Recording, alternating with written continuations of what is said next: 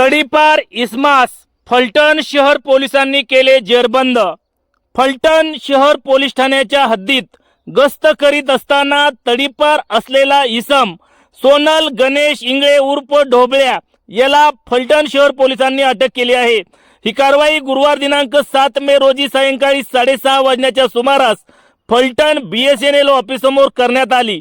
फलटण शहर पोलीस ठाण्याचे प्रभारी अधिकारी पोलीस निरीक्षक अरविंद काळे हे त्यांच्या DB पथकासह गस्त करीत असताना गोपनीय माहिती मिळाली की पोलीस ठाणे अभिलेखावरील एक तडीपार इसम BSNL ऑफिस परिसरात फिरत आहे।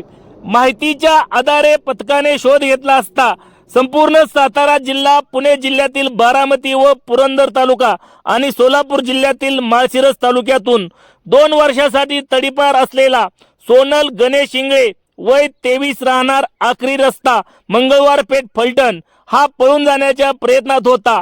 पोलिसांनी त्याचा पाठलाग करून त्याला ताब्यात घेतले।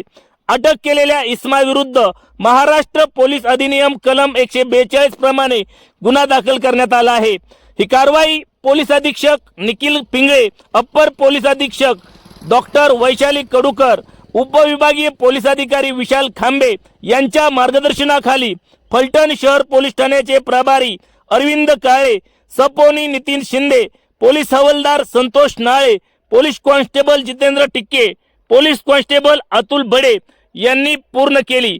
फलटण शहरामधून गेल्या अनेक दिवसांपासून तडीपार केलेले इसम फलटण शहर परिसरात वारंवार वास्तव्य करीत आहेत।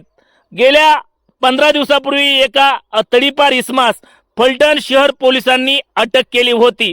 यामुळे आता तडीपार इसमांवरती वचक बसला असून फलटण शहर पोलिसांचे कौतुक करण्यात येत आहे।